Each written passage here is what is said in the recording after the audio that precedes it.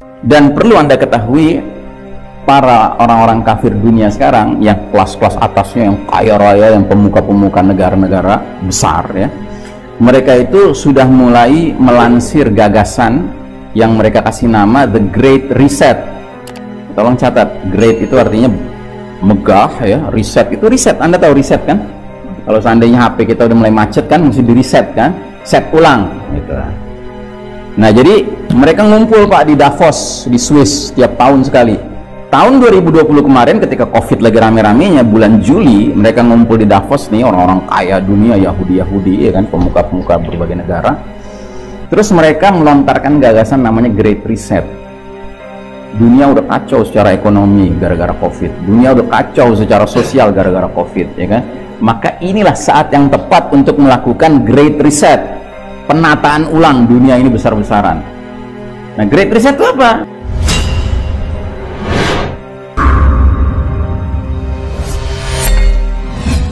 Dan perlu Anda ketahui, para orang-orang kafir dunia sekarang yang kelas-kelas atasnya, yang kaya raya, yang pemuka-pemuka negara-negara besar ya, mereka itu sudah mulai melansir gagasan yang mereka kasih nama The Great Reset. Tolong catat, great itu artinya megah ya, reset itu reset. Anda tahu reset kan? Kalau seandainya HP kita udah mulai macet kan, mesti di reset kan, set ulang gitu. Nah, jadi mereka ngumpul Pak di Davos di Swiss tiap tahun sekali. Tahun 2020 kemarin ketika Covid lagi rame-ramenya, bulan Juli mereka ngumpul di Davos nih, orang-orang kaya dunia, Yahudi ya kan, pemuka-pemuka berbagai negara. Terus mereka melontarkan gagasan namanya Great Reset. Dunia udah kacau secara ekonomi gara-gara Covid. Dunia udah kacau secara sosial gara-gara Covid ya kan. Maka inilah saat yang tepat untuk melakukan Great Reset. Penataan ulang dunia ini besar-besaran. Nah, Great Reset itu apa? Ya intinya ini, New World Order. One Totalitarian Global Government. Pemerintahan global dunia yang totaliter. Tahu totaliter artinya apa? Totaliter itu artinya otoriter. Ya kan? Jadi nanti nggak ada nih batas-batas negara, udah nggak ada. Semua dunia tuh jadi satu, pemerintahnya satu Pak. Dan semua penduduk dunia harus taat sama titah perintah dari pemerintahan tunggal itu. Nah ini latihannya nih, 3M ini latihannya. Kalau 3M itu pada tunduk ya kan, nah nanti bikin apa aturan-aturan berikutnya gampang. Gitu. Ya makanya jangan main-main dengan ini nih, ya kan? Kalau saya mah niatnya cuma dua, pakai ini supaya kalau ada orang yang parno, kita tetap bisa ngobrol. Ya kan? Kan orang parno kan kalau lihat kita nggak pakai ini kan udah jauh-jauh kan, gitu ya udah kita pakai aja demi bisa ngobrol. Karena tugas dai itu adalah ngobrol, ngajak orang ke jalan Allah. Itu satu alasannya. Alasan kedua, kalau melihat tanda-tanda ada orang-orang yang nantinya narikin 250.000. Nah, jadi saudaraku rahimakumullah, The Great Reset ini disebarluaskan sekarang Pak. Gagasan ini dahsyat sekali. Anda buka deh internet.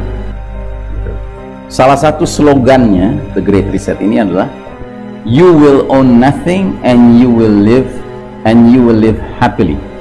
And you will live happy and you will be happy. Ya kan?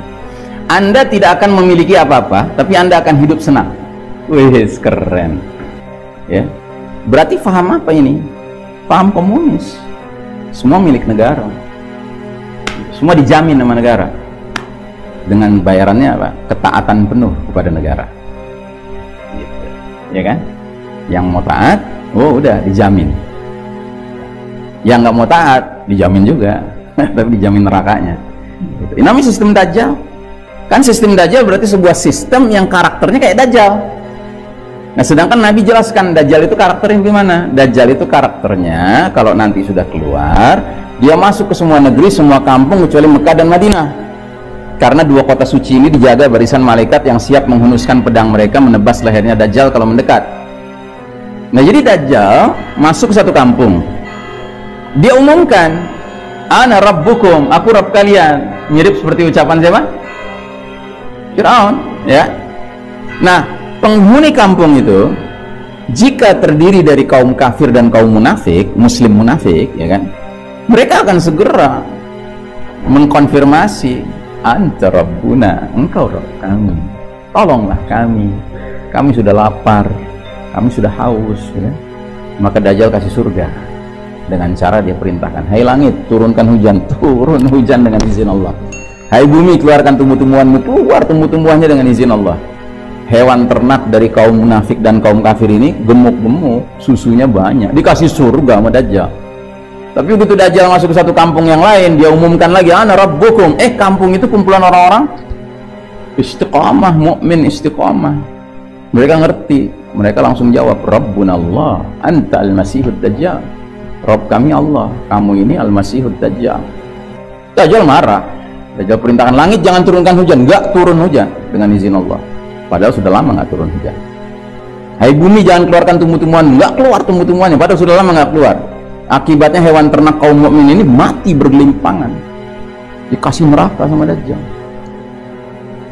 Nah ini sistem Dajjal, sebuah sistem yang menjamin siapa yang mau taat sama protokolnya, sama aturan mainnya, sama hukumnya, ya kan, akan dikasih surga.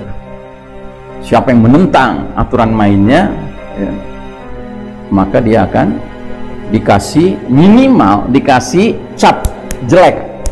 Cap jeleknya namanya apa? Radikalis, teroris, ekstremis, ya, fundamentalis dan sejenisnya. Masih balelo juga, masih membangkang juga, sudah dilikuidasi. Sistem, tapi sistemnya karakter Dajjal. Nah karenanya umat Islam didorong untuk turut mendukung sistem ini. Dan kita sedih lihat banyak sekali umat Islam sekarang tunduk aja, ikut aja terus gitu, ya. Apa kata dia, ikutin terus, ya. Nggak ada lagi apa namanya jiwa kritis, jiwa apa namanya mikir gitu. Ini mau kemana sih kita nih? Nggak ada Pak. Karena apa ya? Karena memang kebanyakan sudah jadi buih yang mengapung di atas air. Ya, Allah sudah cabut rasa takut musuh kepada umat ini. Bahkan Allah tanamkan penyakit wahan, hubbud dunya wa karahiyatil maut. Wah gawat nih, nanti kita bisa mati nih gitu. Wah ya, memang mati kenapa? Mati kan niscaya, pasti mati. Tinggal masalahnya bagaimana mati yang husnul khatimah. Nah jadi umat Islam berarti diajak turut menyambut hadirnya fitnah paling dahsyat sepanjang sejarah Bani Adam. Jadi bukan turut nantinya siap-siap barok dari Dajjal, ya kan, turut siap daftar untuk walak sama Dajjal. Nauzubillahi min dzalik. Gitu. Makanya dimulai dengan sekarang, selagi Dajjalnya belum keluar, baru Dujail, baru Dajjal kecil, sudah latihan wala gitu, latihan wala kepada Dujail kecil ya, sehingga kalau Dajjal besarnya benar-benar datang, ya pasti walanya gitu. Ngadepin yang kecil-kecil gini yang sihirnya nggak seberapa aja udah kena, apalagi yang sihirnya nanti kenceng gitu, ya kan. Nah makanya saudaraku rahimakumullah, ini bukan hari-hari yang ringan Pak, ini hari yang berat. Ayyamus sabr kata Nabi, hari-hari yang menuntut kesabaran berlipat ganda, ya. Nah jadi saudaraku rahimakumullah, ada seorang penulis, ya ini, jadi ini sistem kafir syirik sekarang ini pada dasarnya sistem Dajjal, ya. Dan lembaga yang mereka katakan untuk mempersatukan, mempertemukan, menjalin kerjasama antar bangsa, ya kan, yang kemudian ikonnya seperti ini, ya, yang bernama PBB, ya, atau UN, ya kan? Ini sebenarnya ikon-ikonan di depan layar saja, tapi hakikat ikonnya apa? Ini hakikat ikonnya, Novus Ordo Seclorum, itu hakikat ikonnya.